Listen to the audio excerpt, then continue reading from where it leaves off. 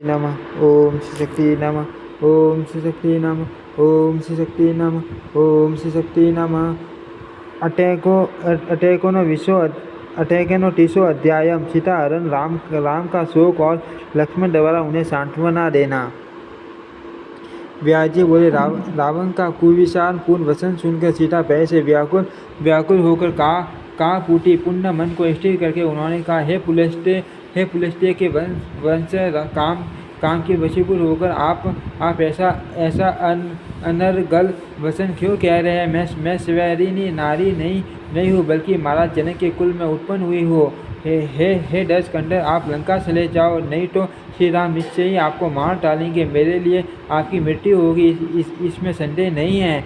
ऐसा कह करके वे सीता जी जगत को रुलाने वाले रावण के प्रति चले जाओ इस प्रकार बोलते हुए पर्णशाला में अग्निकुंड के पास चली गई।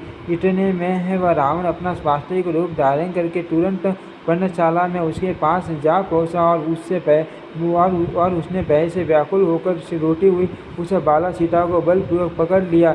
हाँ राम हाँ लक्ष्मण, ऐसा बार बार कहकर विलाप करते हुए सीता को पकड़कर और उन्हें अपने रथ पर बैठा कर रावण शीघ्रतापूर्वक निकल गया। तब अरुण पुत्र जटायु ने जाते हुए उस रावण को मार्ग में रोक दिया। उस वन में दोनों में महाभयंकर युद्ध होने लगा। हे तात, अंत में वह राक्षस रावण जटायु को मारकर और सीता को साथ लेकर चला गया। तदनंतर उस दुष्टात्मा ने कुरेरी पक्षी की भांति करंटन करते हुए सीता को लंका में अशोक वाटिका में रख दिया और उसकी रखवाली के लिए राक्षसियों को नियुक्त कर दिया। उस राक्षस के सामतान आदि उपायों से भी सीता जी अपने सत्तित्व से विचलित नहीं हुई। उधर से राम भी सर्वंत मृग को शीघ्र मारकर उसे लिए हुए प्रसन्नतापूर्वक आश्रम की ओर चल पड़े। मार्ग में आते हुए लक्ष्मण को देखकर वे बोले, भाई यह आपने कैसा विषम कार्य कर दिया। वहाँ प्रिया सीता को अकेली छोड़कर तथा इस पापी की पुकार सुनकर आप इधर क्यों चले आए?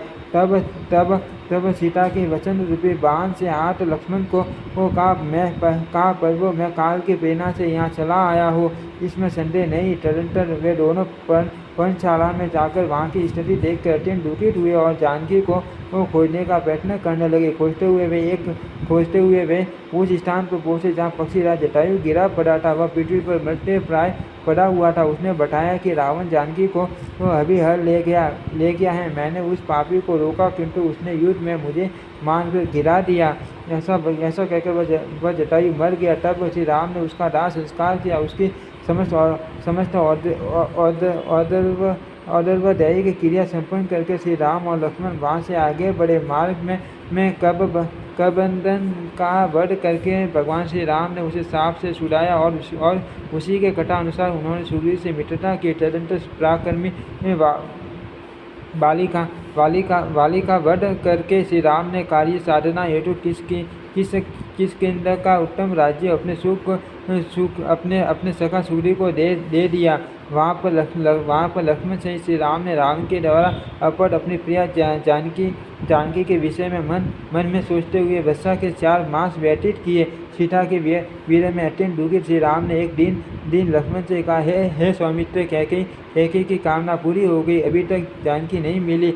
मैं उसके बिना जीवित नहीं रह सकता। जनक तनया सीता के बिना मैं अयोध्या नहीं जाऊंगा। राज्य चला गया, वनवास करना पड़ा, पिताजी मृत हो गए और प्रिया सीता भी हर ली गई। इस प्रकार मुझे पीड़ित करता हुआ दुर्दैव आगे न जाने क्या करेगा।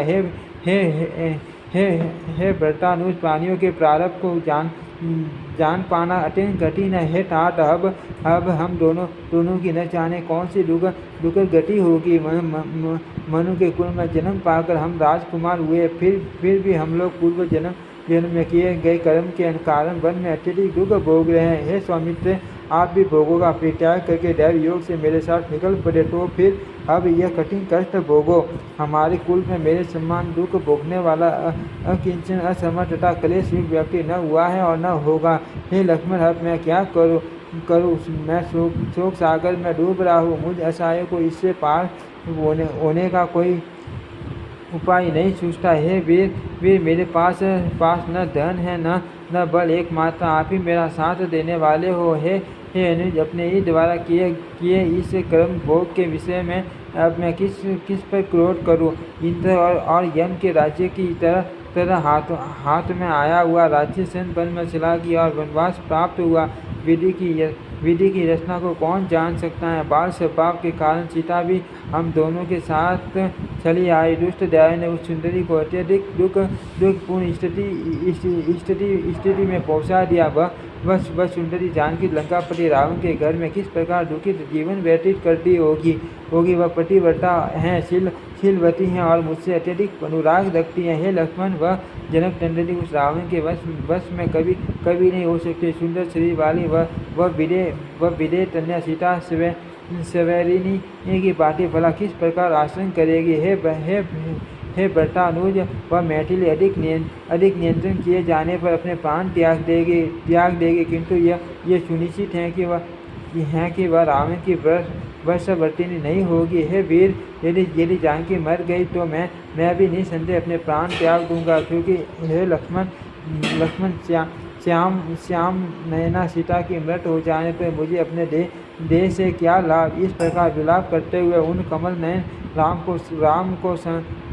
को सत्यपूर्ण वाणी से सांत्वना प्रदान करते हुए धर्मात्मा लक्ष्मण ने कहा, हे माँ बाओ, आप इस समय दैन्य भाव छोड़कर धैर्य धारण कीजिए। मैं उस अधम राक्षस को मारकर जानकी को वापस ले आऊँगा। विपत्ति तथा संपत्ति इन दोनों ही स्थितियों में धैर्य धारण करते हुए जो एक समान रहते हैं वे धीर होते हैं, किंतु अल्प बुद्धि वाले लोग तो संपत्ति की दशा में भी कष्ट में पड़े रहते हैं। सुयोग तथा वियोग ये दोनों ही दैव के अधीन होते हैं। शरीर तो आत्मा से भिन्न है, अतः उसके लिए शोक कैसा। जिस प्रकार प्रतिकूल समय आने पर राज्य से निर्वासित होकर हमें वनवास भोगना पड़ा तथा सीता हरण हुआ, उसी प्रकार अनुकूल समय आने पर सुयोग भी हो जाएगा। हे सीता पते, सुखों तथा दुखों के भोग से छुटकारा कहाँ, वह तो निसंदेह भोगना ही पड़ता है। अतः आप इस समय शोक का त्याग कर दीजिए। बहुत से वानर हैं, वे चारों दिशाओं में जाएंगे और जानकी की खोज खबर ले आएंगे। पता लग जाने पर मार्ग की जानकारी करके मैं स्वयं वहाँ जाऊँगा और आक्रमण करके उस पाप कर्म करने वाले रावण का वध करके जानकी जी को अवश्य ले आऊँगा। अथवा हे अग्रज, यदि इससे कार्य न चलेगा तो मैं भरत तथा शत्रुघ्न को भी सेना समेत बुला लूँगा और हम लोग उस शत्रु को मार डालेंगे। अथवा शत्रु को मार डालेंगे। आप वृथा क्यों चिंता कर रहे हैं? पूर्व काल में राजा रघु ने केवल एक रथ से इस चारों दिशाओं को जीत लिया था। हे राघवेंद्र, आप उसी वंश के होकर शोक क्यों कर रहे हैं? अकेला मैं सभी देवताओं तथा दानवों को जीतने में समर्थ हूँ, तब फिर आप जैसे सहायक के रहते हुए उस कुल कलंकी रावण का वध करने में क्या कठिनाई है? अथवा हे रघुनंदन, मैं महाराज जनक को सहायता के लिए बुलाकर देवताओं के कंटक स्वरूप उस दुराशाही रावण का वध कर डालूंगा। हे रघुनंदन, सुख के बाद दुख तथा दुख के बाद सुख पहिए की धुरी की तरह आया करते हैं। सदा एक स्थिति नहीं रहती। सुख दुख के आने पर जिसका मन कातर हो जाता है, वह शोक सागर में निमग्न रहता है और कभी सुखी नहीं रह सकता। हे राघव, पूर्व काल में इंद्र के ऊपर भी विपत्ति आई थी, तब सभी देवताओं ने उनके स्थान पर राजा नहुष को स्थापित कर दिया था। उस समय इंद्र ने भयवश अपना पद त्याग कर बहुत दिनों तक कमल वन में छिपकर अज्ञातवास किया था। समय बदलने पर उन्होंने पुनः अपना पद प्राप्त कर लिया और नहुष को सांप वश अजगर के